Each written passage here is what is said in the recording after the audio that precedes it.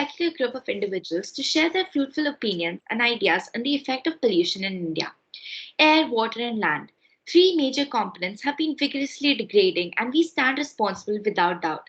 Pollution, dirt, and unhealthy habits don't die out soon, but we hope to have a healthy discussion. Starting with the member who will represent her community sincerely, Ms. Shah, what are your views on this situation and what would you like to share on behalf of your team? Air pollution has taken a toll over our mental health and our physical health. We as community members can't take this lightly anymore. Skin associated diseases may be caused by fine particles of dust and smoke present in the air. The main problem caused by air pollution is skin allergies, rashes, acne, etc. It's high time we do something to curb its effects. Some strict regulations for industrial chimneys and waste should be enforced. Industrial waste contaminates the environment with toxic chemical compounds, which is why they need to be treated. The largest contributor to air pollution is the transport industry. Instead of using fuels for cars, using natural gases may be a good step to minimize air pollution. Natural gases compared to fossil fuels are environmentally friendly and inexpensive. That is quite a serious issue. Being accountable will lead to a better change in the society. Wouldn't you think, Mr. Adarsh and Mr. Gore? Next up, we have the representatives from our industries and agricultural fields. Mr. Gore, do you feel that majority of today's fault and figures have been burden on your shoulders carrying the impact that the industries tend to create in our environment? Right, as an industrialist, firstly, in terms of oil, what will take its place? We haven't found a good substitute for oil in terms of its availability and fitness for purpose. Although the supply is like finite, oil is plentiful, and the technology to extract it continues to improve, making it ever more economic to produce and use. So the same is also like largely true for natural gas. Coal, on the other hand, has three times the energy density by weight of dry wood and is widely distributed throughout the world. Coal is the preferred fuel we use for ships and locomotives, allowing them to dedicate less space for fuel storage. Oil resources are not as extremely distributed worldwide as coal, but oil has crucial advantages. Fuels produced from oils are nearly ideal for transportation. They are energy dense, averaging like twice the energy of coal by weight, but more importantly, they are liquid rather than solid, allowing the development of the internal combustion engine that drives um, transportation on a large scale today. One of the biggest concerns I feel in the field of renewable forms of energy over conventional forms of energy is power generation depending on natural resources. For example, solar powered electricity is generated only when the sunshine is available and turns off at night. Wind energy also depends on the availability of wind. So if the wind speed is not very high, the turbine won't turn and there will be zero power flow to the grid. The high initial cost of installation of um, renewable sources of energy is another major hurdle. Storage systems of the generated electric energy is expensive and represents a real challenge in terms of megawatt production. Most renewable energy plants that share their energy with the grid require large areas of space, and it's also dictated in most cases by the location. Like for example, like windmills and wind energy turbines will need to be located in an area where there is high wind only. Um, and sometimes renewable energy sources are simply not available in different regions. So the distance between the renewable energy source and grid is also a major aspect in terms of cost and efficiency. In addition to this, renewable energy sources depend on weather, climate, geographical location, therefore meaning that one type of energy is not appropriate for the region. So please tell me how that we as industrialists can find alternatives um, to these polluting materials. Our aim is not to cause air pollution, of course, but we need to get we need we need to get maximum efficiency through other superior technologies, probably. Thank you. Yeah. What a substantial argument. Mr. More, Would your opposing claims justify how much the agricultural field plays a role in the following situation? Do you also think that you might have the power to reverse your wrongdoings? As a farmer, unsustainable farming methods such as slash and burn agriculture and cheap chemical fertilizers are the only two things we farmers can use and afford to help the growth of our crops. As farming is the only way we earn our living and pay our expenses, we farmers are also unable to afford proper education for our children. Let alone, sometimes we farmers are also not able to afford proper health care. So all we are exposed is to the knowledge passed down by our ancestors and the knowledge available in our area. I realize we contribute to eutrophication and air pollution through unsustainable farming methods. But explain to me, how are we supposed to afford proper education and technology for healthy agriculture practices?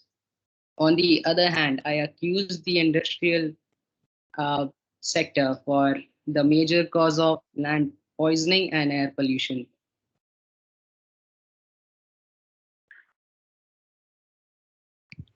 Rather saddening, wasn't it? Ms. Shah, would you like to share your argument further?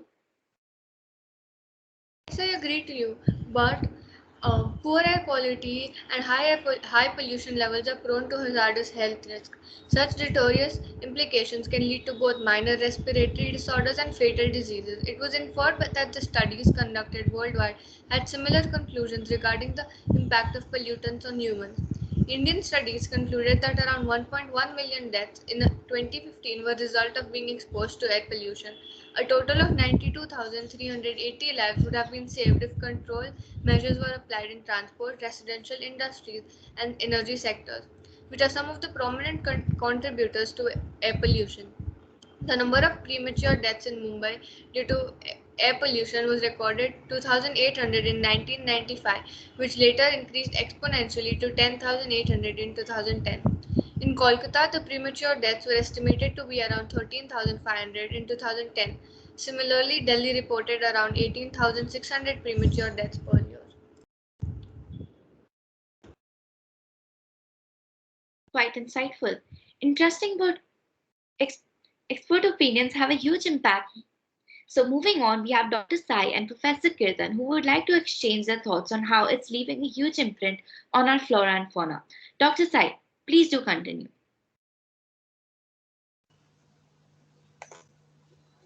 One third of deaths from stroke, lung cancer, and heart disease are due to air pollution.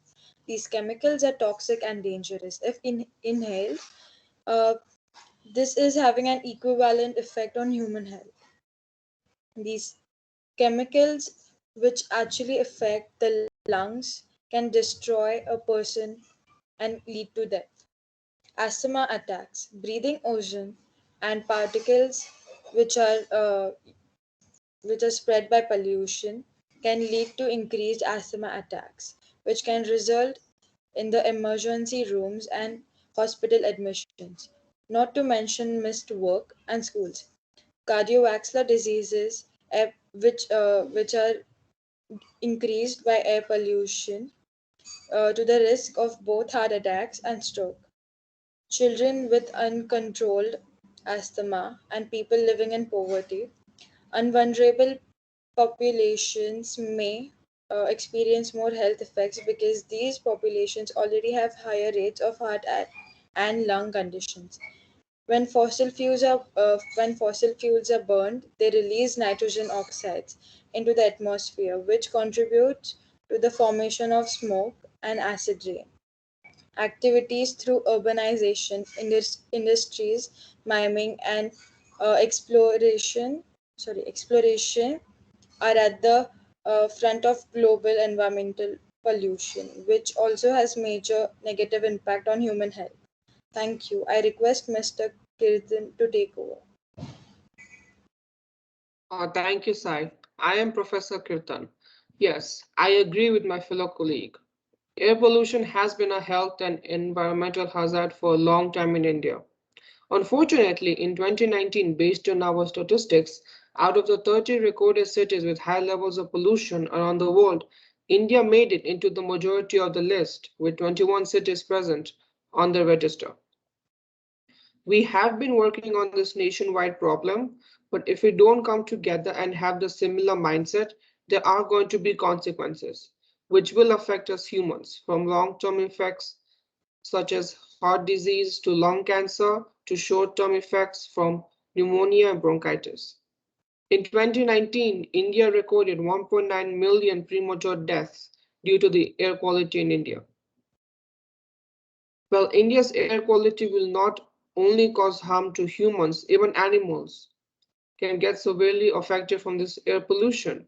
Animals will consume the plants which have been disrupted from growth to quality from the change in atmospheric ozone, leading to many causes from organ injury, lower reproductive processes, and sometimes even leading to death. Now, as technology has become a solution for all of our problems in the modern world, there are some innovations which India has been working on for the last couple of years. The first one being a revolution from pollution.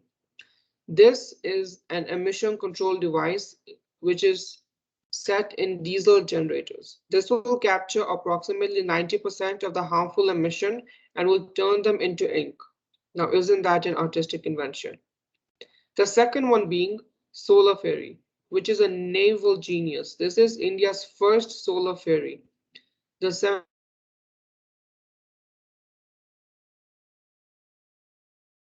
hours on a sunny day. And the last one being cooking with radiant. As we all know, the Indian traditional method of cooking being the use of charcoal. This person came up with an intelligent idea, the use of energy efficient radiant heat gas burners. This will save up to 30% of gas and will beat out the air pollution in households and commercial kitchens. Thank you. Now, concluding my statement on the drawback India is having, it was a pleasure providing information to all of you present here and hoped it helped you. Thank you, Professor Kirtan. Interesting but hurtful statistics. In hope that we cherish what we have and invoke changes to improve our situations rapidly. Wondering how chaos has disrupted the life of every commoner, what has the government have to say to provoke actions and legislations? We have a government official and the member of the World Health Organization stating their shares. Ms. Udvi from WHO, would you like to respond to the prayers of the state of our dying nation? Yes. So, good morning to one and all present here. I am here on the behalf of the World Health Organization speaking on the issue of the pollution brought to the International Committee's notice. Air quality has become a major issue in India. This is a bad sign for India. Carbon trading is a market based system to reduce greenhouse gases contributing to global warming, particularly carbon dioxide. Countries and companies that can earn carbon credits by cutting emissions can sell those credits for money. India's India's carbon credit is one of the fastest growing markets in the world and has already generated approximately 30 million carbon credits, the second highest transacted volumes in the world. 850 projects with an investment of rupees 650,000 million are in the pipeline. Carbon is also now being traded on India's multi-commodity exchange. It is the first exchange in Asia to trade carbon credits. Let's speak about the Handia forest in Madhya Pradesh. In Madhya Pradesh, it is estimated that 95 very poor rural villages would jointly earn at least $300,000 every year from carbon payments by restoring 10,000 hectares of degraded community forests. Air quality index values at below 100 are generally considered to be satisfactory. When air quality index values are above 100, air quality is considered to be unhealthy. At first, for members of population at greater risk of a health effect, then for the entire population, as air quality index values get higher, especially higher than 150. The World Health Organization reported this week that 93% of all children in the world breathe air with pollution levels that exceed their guidelines. A whopping 9 in 10 people on Earth breathe highly polluted air, and more than 80% of urban dwellers have to endure outdoor pollution and that exceeds health standards, according to the WHO's World Global Ambient Air Quality Database.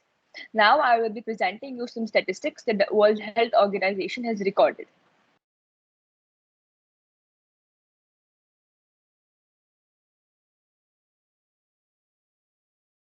As you can see here, these are the deaths linked to outdoor and household air pollution.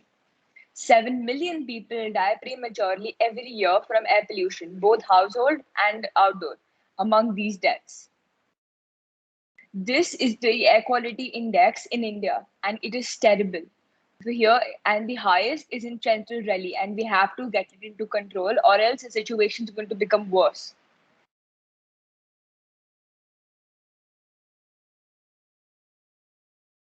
Setting an air quality target is important because it establishes the need to act, as well as the level of action required. These targets set a framework for controlling pollution sources within a city's control and create pressure on national governments to act on sources outside of the city's boundary or authority. Therefore, improving air quality can deliver substantial health benefits. Reducing air pollution levels means reducing premature deaths and diseases from strokes, heart disease, and lung cancer, and both chronic and acute respiratory diseases, including asthma. Consider all this above. As per in private investigation, Mr. Gore's company has been found producing more carbon than it is allowed to without the necessary evidence of purchase of extra carbon credits. There have also been instances of water pollution in the locality. This has been contaminating the city's water supply. There are also no environmental impact assessments found or submitted by the required parties before the foundation of the factory, passing it on to the regulatory authority from the Indian government. Thank you for the introduction. As we have seen the dark side of our bright growing nation, the government has set up a reviewing committee on behalf of its citizens due to multiple complaints from a set of undisclosed location citizens. This has been done in an unbiased manner to ensure fairness to both the parties involved. This issue has been mainly divided into two sectors. Sector 1 for the industry being production of waste. As said by the WHO representative, the production of chemical and air pollution has devastated the environment around the factory. The chemicals have also poisoned the city's water supply, which has led to widespread illness among the citizens consuming water. This contamination is to be cleared within 3 months with the WHO suggested guidelines put into practice to bring the pollution under acceptable limits. Appropriate compensation is also to be paid to the affected parties under the Schedule 2, Section 15, Subsection 4, and Section 17, Subsection 1 of the National Green Tribunal Act passed in 2010. Failure to comply with the new regulations will lead to cancellation of the business's license and result in a fine of 5 crore with a 1 lakh per day late fee. Also, it has been brought to the government's notice that there is a lack of environmental impact assessment, which would call for immediate dismissal and imprisonment of the head of the organization for a maximum of 7 years as deemed by the law of India, unless an environmental impact assessment is presented and approved within 6 months. The action stated above will be put into motion. Also, considering the plight of the farmers, the government is ready to collaborate with them and subsidize organic fertilizers in order to bring the practices to a sustainable level. The government is also imposing 40% tariffs on the chemical fertilizers and will also help build a retention wall to prevent eutrophication in the nearby water bodies. The government hopes that these measures it has taken sits well with the citizens and businessmen alike, and the government thanks for everybody's cooperation. The WHO has set universal health-based recommended guidelines on the safe level of outdoor air pollution. The first one is passive monitors and diffusion tubes. These are low-cost monitors that absorb gases that are then analyzed to measure pollution concentrations for the duration of the exposure. They monitor long-term average exposures. The second one is low-cost sensors, range from simple single pollutant sensors to multi-pollutant devices that include communications and meteorological monitoring capabilities. While they have greater potential for real-time air quality monitoring in dense networks, these sensors are in early stage of development with rapid changes in technologies and providers. Directly communicating air quality updates. advise the public about the high pollution days and areas via weather announcements, text message alerts, or using notifications at train stations, bus stops, and digital signs along major roads. The last one is making real-time data available via an app or website. Web or app-based platforms enable cities to communicate real-time air quality updates alongside information on the local health impacts, variation across the city, and action the city is taking. Thank you. Don't know about Bollywood, but we Indians do have a knack for trauma with lingering bacteria. That was quite a huge step to be taken. Collaborating with our farmers and civilians is the closest we get to the root of this problem. Passive monitors, sensors, regulations, and direct communication with data will help community members such as Ms. Shah, industrialists, and farmers avoid wasting resources and channel solutions from the root cause. Creating awareness always helps in implementing changes and ideologies. Regular monitoring and consultations will help these civilians prosper and look back at their actions. Hence, doctors and professors might also release sighs of relief as to conquer less damage controls on health and issues. We feverishly hope we could bring forth a change of mindset as well as a healthy lifestyle for the better of our future. Let's be part of the solution, not the pollution. Thank you to all our avid listeners and viewers. We'll be back soon.